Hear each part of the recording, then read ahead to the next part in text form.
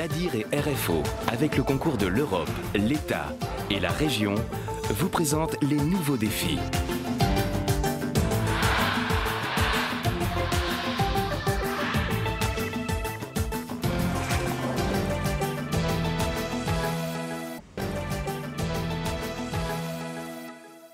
Chaque photo est numérotée. D'accord? Alors, ce qu'on va faire là à présent, c'est qu'on va tout simplement reporter... Concentration extrême pour ces pros du bâtiment. Nous sommes dans une entreprise qui fabrique du béton. Aujourd'hui, pas de production pour ses salariés. Le boulot se délocalise dans une classe. Ah, d'accord. Ben voilà, c'est exactement ça. La trémie sur le plan. Depuis le mois de novembre, ces employés suivent une formation générale professionnelle. Une semaine par mois, ils suivent des cours, mais pas n'importe lesquels, des cours de remise à niveau axés sur leur travail au quotidien. La méthode pédagogique, si vous voulez, est basée sur uniquement des études de cas. Pour monter les études de cas, ben, on était obligé de visiter, de faire une visite sur le chantier, quoi. Donc on a été très bien accueillis par l'entreprise. Donc il nous a expliqué un petit peu toutes les phases donc, dans le process de fabrication. Donc voilà, on a pris des photos, on a pris des notes. Donc c'est une collecte d'informations. Et à partir de cette collecte d'informations, eh bien, on a monté donc, cette étude de cas. Une formation au plus près de la réalité. Ici, on réapprend à lire, à calculer ou à écrire, mais toujours avec des exemples concrets en rapport avec le travail. Calcul du volume d'un tas de granulats, dosage du béton ou encore lecture de plans. Ce qui est nouveau dans ce type de formation, en fait, c'est la méthodologie qui est utilisée. Nous allons nous appuyer sur les réussites professionnelles du salarié pour induire de la formation générale. Il y a 2 ans, sous l'impulsion du conseil d'administration, nous avons travaillé un transfert méthodologique en direction de quelques organismes de formation sur la place, de façon à permettre à nos entreprises du secteur de bénéficier de cette action de professionnalisation. Une semaine plus tard, nous retrouvons Jean-Louis. Il travaille au pré-contraint. Ici, il coule et coffre des dalles et des poutres. Depuis le mois de novembre, certaines choses sont beaucoup plus simples pour lui. C'est le résultat de sa formation. La formation, déjà, ça nous permet de voir un petit peu le plan de fabrication. En fin de compte, il y avait des détails dessus. Avant, on ne se pose pas nous la question, en fait, quoi ça veut dire, quoi. Ça veut dire quoi, en fait. Mais maintenant, quand on regarde, on sait c'est pourquoi. Est-ce que vous conseilleriez aux autres de faire ce que vous avez fait? Ah, bien sûr, c'est avantageux quand même. Ça fait un plus dans le travail déjà. Et ça pousse un petit peu pour aider peut-être un peu plus pour plus tard. Cette action est une première à La Réunion. Dans cette entreprise, elle permet aux travailleurs d'être valorisés à travers l'apprentissage. Elle permet aussi de résoudre le problème de l'illettrisme qui peut avoir des conséquences graves, notamment pour la sécurité des travailleurs. Le plus important chez nous, c'est la sécurité et le bien-être de nos salariés. Le groupe a déterminé certaines règles de base et on s'est aperçu que certaines catégories de notre personnel n'arrivaient pas à comprendre ces règles. Que ce soit des panneaux écrits ou alors des images, des illustrations, c'est ça? Tout à fait.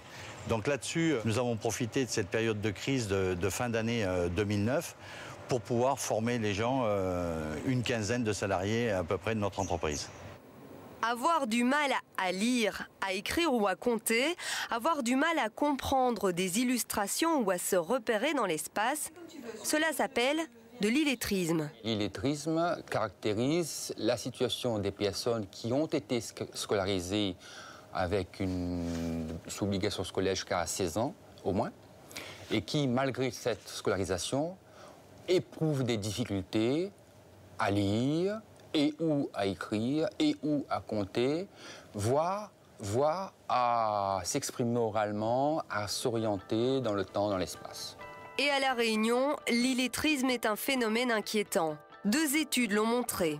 En 2008, une étude de l'INSEE révèle qu'environ 111 000 personnes, soit une personne sur 5 entre 16 et 65 ans, éprouvent de grandes difficultés dans les exercices simples de communication à l'écrit. Et les jeunes sont également touchés. Les tests effectués dans le cadre de la journée d'appel à la défense montrent que 23% des jeunes ont des difficultés de lecture, c'est le double de la métropole. Ces résultats s'expliquent entre autres par le retard de la mise en place du système éducatif scolaire, mais pas seulement.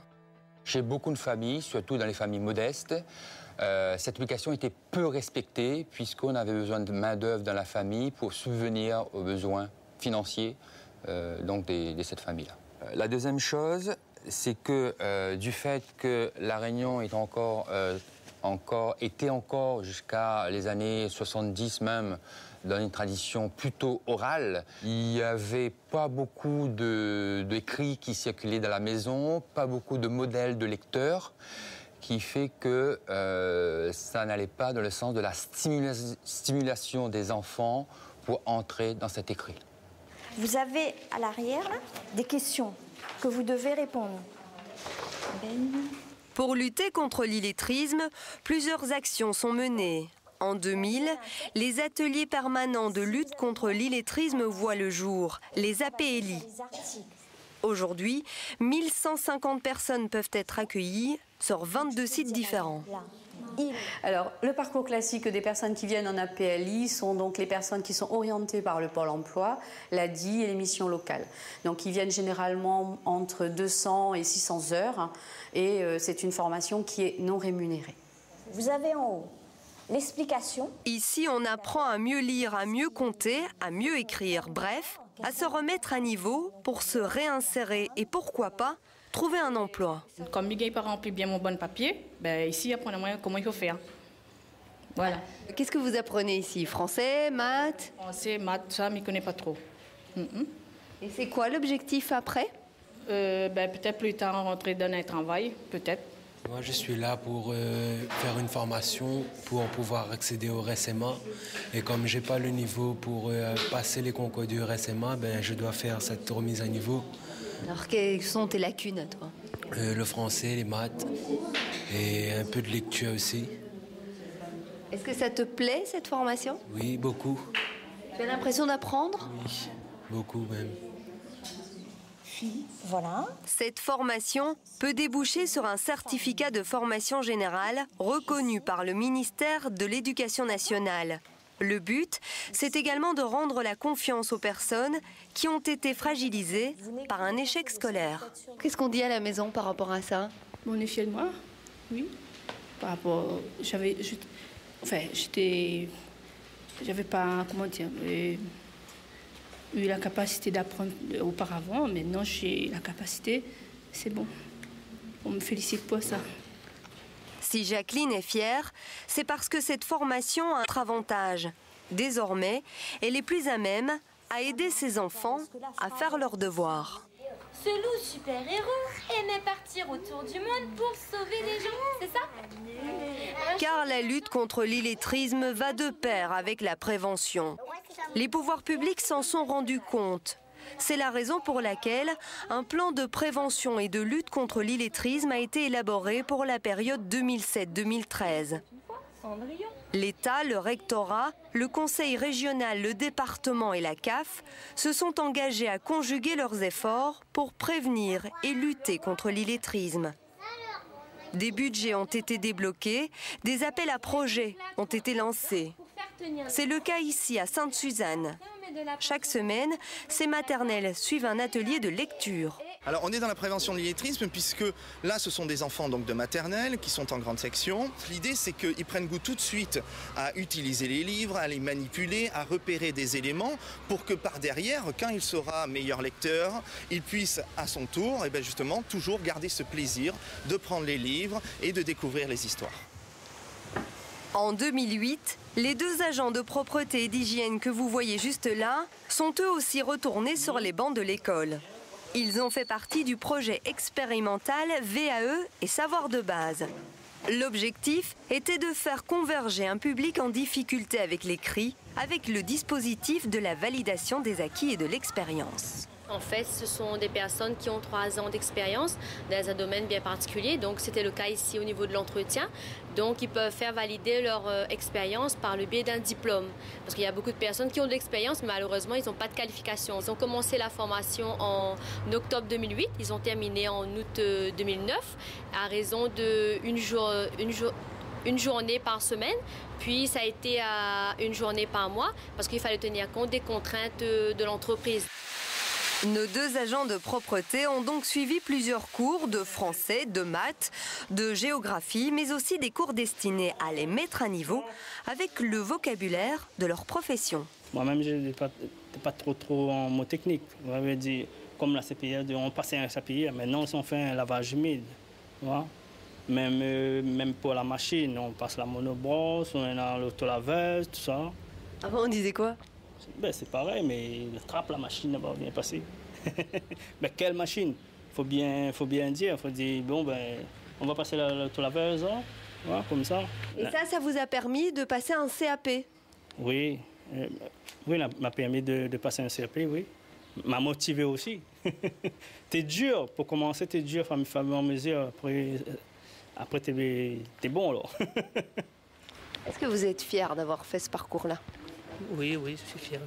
Et je dirais même que s'il y a des gens qui veulent faire cette expérience, si on le propose, ben, pourquoi pas y aller, quoi. C'est pas aussi difficile que ça. Hein. C'est juste le dossier qui est un peu dur à remplir, mais sinon, ça va. Réapprendre les savoirs de base en passant un diplôme ou encore en se perfectionnant dans son métier, les démarches pour lutter contre l'illettrisme sont multiples. L'objectif du plan de prévention et de lutte contre l'illettrisme est double. Pour les publics scolarisés, réduire de 75% l'écart par rapport à la moyenne nationale du nombre d'élèves repérés en difficulté.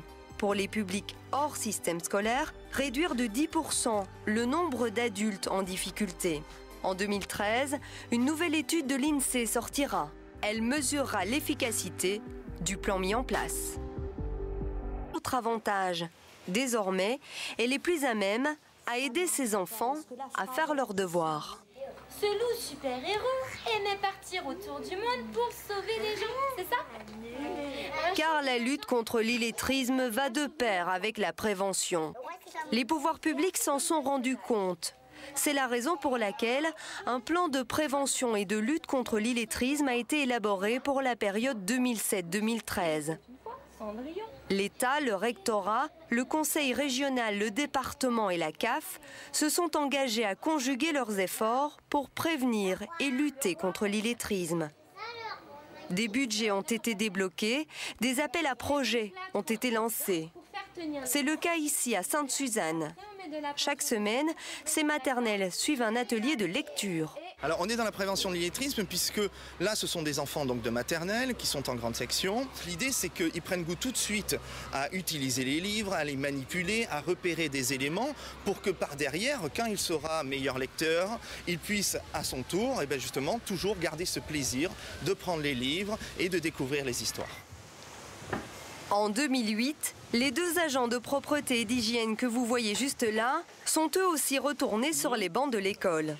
Ils ont fait partie du projet expérimental VAE et Savoir de base. L'objectif était de faire converger un public en difficulté avec l'écrit avec le dispositif de la validation des acquis et de l'expérience. En fait, ce sont des personnes qui ont 3 ans d'expérience dans un domaine bien particulier. Donc, c'était le cas ici au niveau de l'entretien. Donc, ils peuvent faire valider leur expérience par le biais d'un diplôme. Parce qu'il y a beaucoup de personnes qui ont de l'expérience, mais malheureusement, ils n'ont pas de qualification. Ils ont commencé la formation en octobre 2008. Ils ont terminé en août 2009 à raison d'une journée par semaine, puis ça a été à une journée par mois parce qu'il fallait tenir compte des contraintes de l'entreprise. Nos 2 agents de propreté ont donc suivi plusieurs cours de français, de maths, de géographie, mais aussi des cours destinés à les mettre à niveau avec le vocabulaire de leur profession. Moi-même, je n'étais pas trop en mot technique. On avait dit, comme la CPI, on passait un CPI, maintenant on fait un lavage humide. Voilà. Même pour la machine, on passe la monobrosse, on a l'autolaveuse, tout ça. Avant, on disait quoi? Ben, c'est pareil, mais le trappe, la machine, va bien passer. Ben, quelle machine? Faut bien dire. Faut dire, bon, ben, on va passer l'autolaveuse, hein? Voilà, comme ça. Et ça vous a permis de passer un CAP? Oui, m'a permis de passer un CAP, oui. M'a motivé aussi. T'es dur, pour commencer, t'es dur, il faut en mesure. Après t'es bon, alors. Est-ce que vous êtes fier d'avoir fait ce parcours-là? Oui, je suis fier. Et je dirais même que s'il y a des gens qui veulent faire cette expérience, si on le propose, ben, pourquoi pas y aller, quoi. C'est pas aussi difficile que ça, hein. C'est juste le dossier qui est un peu dur à remplir, mais sinon, ça va. Réapprendre les savoirs de base en passant un diplôme ou encore en se perfectionnant dans son métier, les démarches pour lutter contre l'illettrisme sont multiples. L'objectif du plan de prévention et de lutte contre l'illettrisme est double. Pour les publics scolarisés, réduire de 75% l'écart par rapport à la moyenne nationale du nombre d'élèves repérés en difficulté. Pour les publics hors système scolaire, réduire de 10% le nombre d'adultes en difficulté. En 2013, une nouvelle étude de l'INSEE sortira. Elle mesurera l'efficacité du plan mis en place.